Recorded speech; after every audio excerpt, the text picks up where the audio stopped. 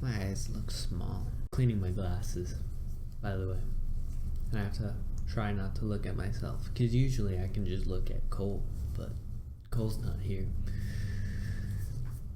You don't watch Andor. Hi everyone. Oh gosh, that's loud. I'm loud. Hi, it's just me today. Holy shit.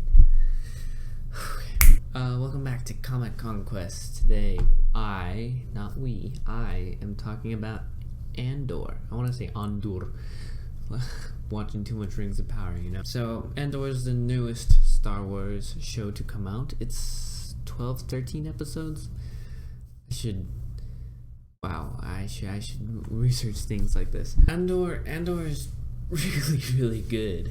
It's surprisingly good for a project I had like zero expectations for, honestly. It blows me away, right? So I'm not gonna go super in detail about every episode, all the arcs and stuff. I just want to give a couple points on why you should watch Andor and why it's special. It's so different from all the other media that Star Wars has been putting out lately, and it's so good. It's such a good that train is stopping. It's such a good change of pace and it's something that the Star Wars community really needed, honestly. Is something different and new and fresh and good. It's good. What is Andor, right? So Andor is the prequel story to Cassian Andor, who here. I'm sorry, it's mirrored for me.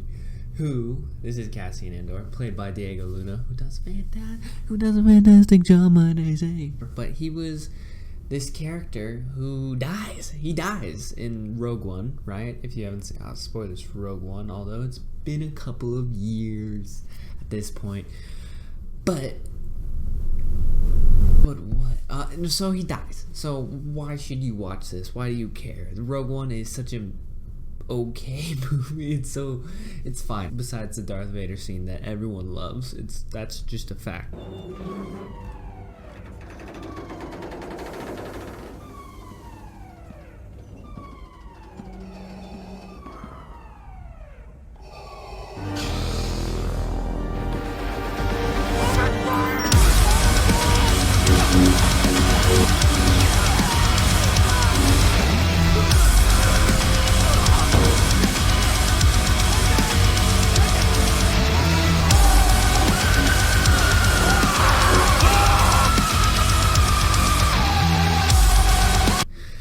But why is Andor good?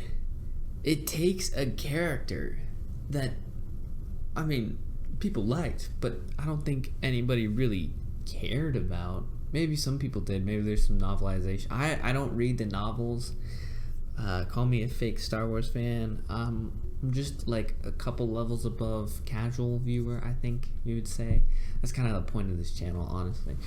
But unlike the last couple of series like Kenobi and Book of Boba Fett, and that's right, those are the only two besides The Mandalorian, because I love The Mandalorian. It's a good show. I gotta watch that again. But we've reviewed the Book of Boba Fett. We've reviewed Kenobi. You can see through the longer that we watched that, the more it was like, there's something lacking here. But in Andor, it's really there. Andor goes on a character journey. He has a full arc, right? We start off with this guy who's very selfish, very self-centered. He wants to just kind of make money and then get out as fast as possible without almost without regard of other people. He's got his friends, he's got his mom, he's got those kind of things. But other than that, he's very self-centered and wanting to just serve himself. So we start off, he's looking for his sister of something of which I hope they continue this kind of story in the second season, of which is confirmed, and I think they're filming or in pre-production. I don't remember, but that storyline kind of gets dropped. But I don't know, it kind of worked. Where was I? he's selfish, right? So he's looking for his sister, and these cops eventually pull him over. And this is kind of like the setup for the entire events that transpire throughout this whole thing. Is two cops pull him over, and they're like trying to pat him down and shake him down and get some money out of him. And so he defends himself, and he ends up killing the two of them. And you're like, oh my god, Cassian Andor is kind of a dick. He just kind of kills these guys cold-blooded, right? So why should we root for him? This isn't the Cassian Andor that we kind of know. Well, actually, that's not true. Cassian was ready to kill people real easily in Rogue One. After he's killed these people, the police, understandably, are kind of like, hey, we're looking for a criminal. We know we think it's this guy. Who is this? And so Cassian's trying to offload some goods he's got and get out of there. And he doesn't really care what happens to the people around him because of his actions, which leads to this like almost occupation starts happening on Ferrix, which is his home planet. Again, well, it's not. Shut up! I know it's not his home planet. It's the planet he calls home right now. Shut up! It's so hard without Cole. How did Cole talk about anime alone? I'm so scared. Like, it's this really long and roundabout way. He's a selfish guy. He gets people killed, and that's when he gets in contact with Luthen. There's some really hard names in this series. He meets up with Luthen, and then that's where his rebellion starts to begin. But he really kind of starts as more of a hired gun, because Luthen sees that, like, he's this last piece of the puzzle that he needs for this heist.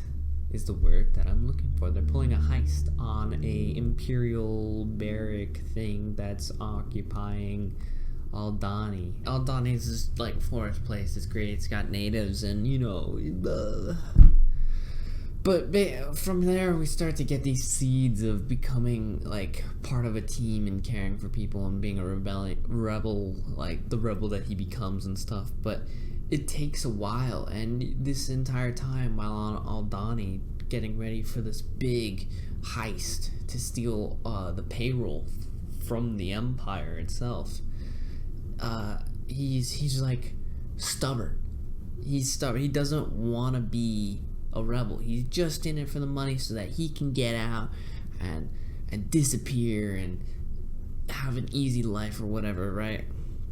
Because he kind of owes this Luthen guy a favor because he saved his life and blah blah blah blah, right? And it's really interesting, right? Because you see as he's growing, he starts to kind of he has this little bits of information. He kind of starts to like the people around him, the team that he's on, right?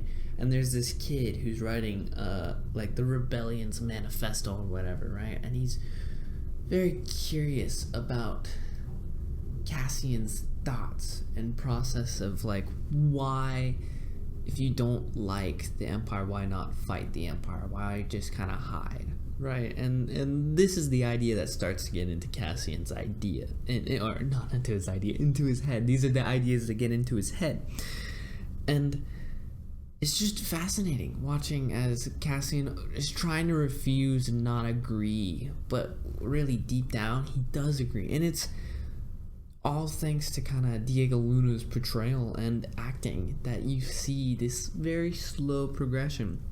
And by the way, the length of these episodes, I think they're about 40 minutes, helps so much to allow scenes to breathe and truly take the time that they need to get an effective feeling out of it, right? It takes its time, and you feel like change does happen over a gradual period of time. Like if you comparing start of Andor to the end of Andor, completely different person.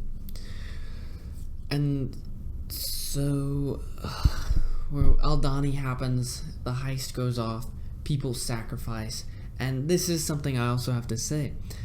The sacrifice is a theme that it goes throughout the entire show. It's something that I can't really think of when it comes to Kenobi or the Book of Boba Fett. Is I can't really think of a theme that goes through it. maybe honor something for Boba Fett, where he's learning with the Tusken Raiders, right? And maybe in Kenobi it's forgiveness or guilt. Yeah, but you see the point? You see what I'm trying to say? It's hard to come up with through lines so easily. Whereas in Andor, sacrifice is something that happens all the time. Sacrifice is fuck. There's 4 main arcs, or kind of 4 acts. I'm gonna call them acts. I know it's not really. There's the Ferrix, there's Aldhani, there's the prison, and then there's back to Ferrix, right? The conclusion of the season, right? And each time someone has to sacrifice something. So like, first arc, Cassian has to sacrifice the life he knows. Aldhani sacrifice. Almost the entire team dies. Actually, the entire team does die, except for 2 people, I think. The kid who's writing the manifesto for the rebellion, he gets his back like snapped in half. He gets crushed basically, and instead of like taking a break and like trying not to injure himself further, he dedicates this last kind of moment of himself to guiding them out of a shit show, basically, right? And so sacrifice is something that just keeps happening. The prison arc, which is probably the best part of the show, is when Cassian gets arrested after Aldhani, because he gets arrested for nothing, pretty much, right?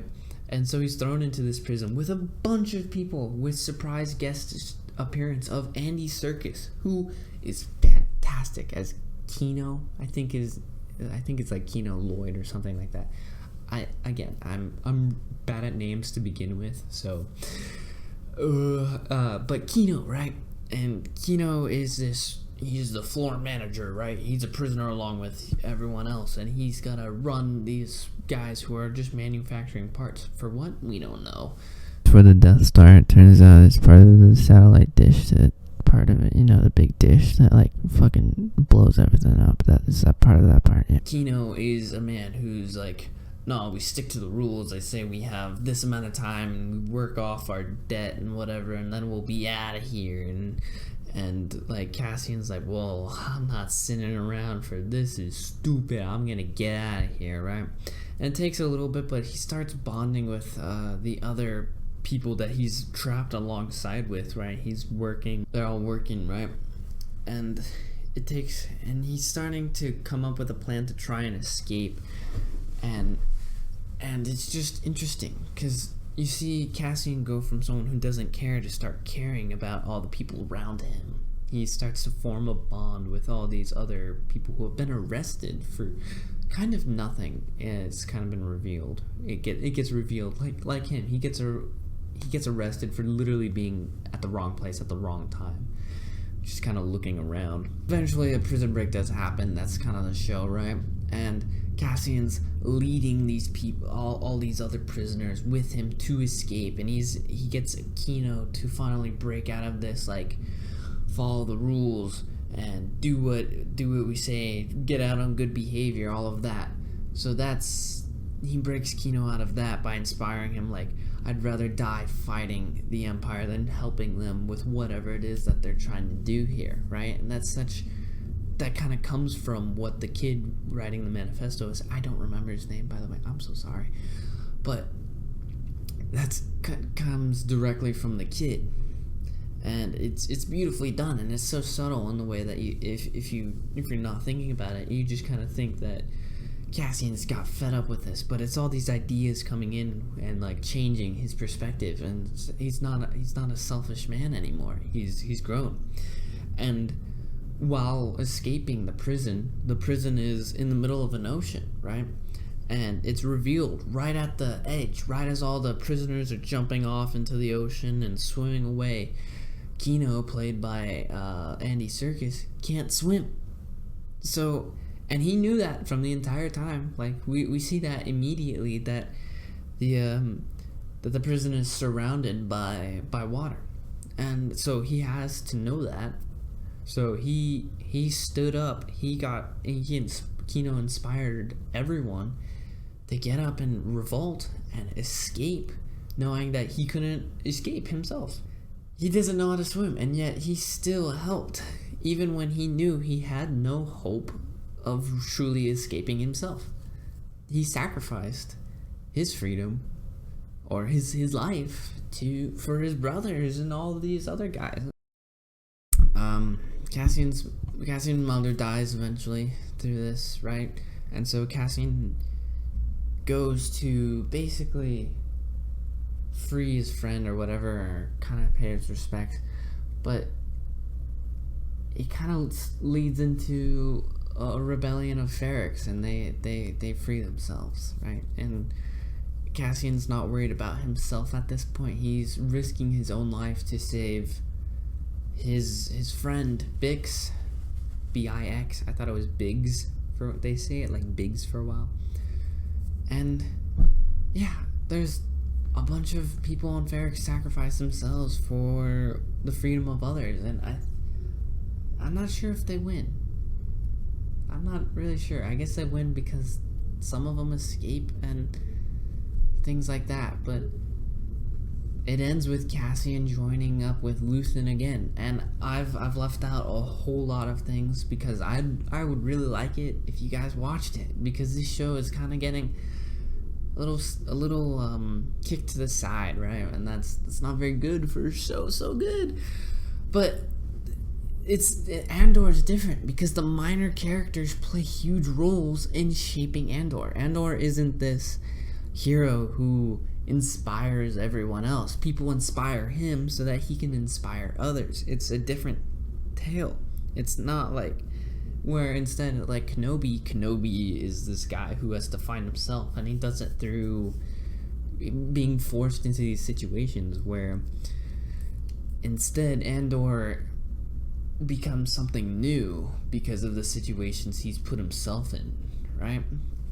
I don't know, it's different, and I don't think I've explained it properly. Yeah, I think it's just something that you need to see. It's different, and it makes me want to watch Rogue One again, which isn't something that Kenobi didn't make me want to go back and watch anything. Not really. But yeah, and I just got another part of this is the conclusions of each of the acts.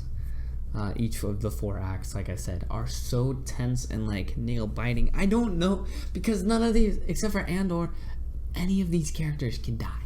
And there's so many little plot lines. There's a Luthen plot line where he's trying to tie off the loose end of Andor, and there's the Mon Mothma plot line, and there's Cassian's mom's kind of plot line, and there's the ISB, which is the bureau, it's pretty much the Empire. There's that storyline, and you know what? It doesn't feel crowded. The show is more about the people of Star Wars, not the Jedis and the heroes and all of that. It's about the sacrifices and the Empire itself, right? It's not the chosen one has arisen or whatever. It's none of that. It's just the people who made the difference so that Luke Skywalker could rise and save everybody. Well, Luke Skywalker and his team there, yeah. It's just so well done. And I got also, the Empire is scary. They're terrifying. They are effective. They get shit done. This is like, sometimes I wondered, how did the Empire take over when these stormtroopers can't hit shit? They hit their marks. Not all the time, because they're still stormtroopers, but they get there's a lot of people die in this show. A lot of people die. So in conclusion, Andor is special. It's different, and I hope it's something that can be brought to the next seasons of anything else. I don't know if Kenobi is getting a next season. I doubt it. I kind of hope not, unless they've got something super solid they want to tell. I hope there's another season of Boba Fett, because I love Tamir Morrison as Boba Fett. I think it could have been great, and I'm excited for The Mandalorian, and I hope it brings more of this in. More of this kind of like less Jedi-ness. I I'm kind of tired of the Jedi in the shows. I gotta be honest. I know Baby Yoda or Grogu is gonna be there, but you know, maybe you don't know. I don't know. Anyways, guys, yeah, go watch Andor. It's fantastic, and I hope that I don't know. I hope you enjoy. Last hope. God, fuck. This is where Cole comes from. Leave a comment down below if you enjoyed Andor or if you hated Andor or anything. Just let me know. And do you like these kind of videos where I guess I kind of find something specific to talk about? And if you'd like more of these, let me know. Other than that, I'll see you guys next week. This week. Our upload schedule has been a little weird because of the Thanksgiving break and things coming out. So, sorry about that. I'm gonna end it now.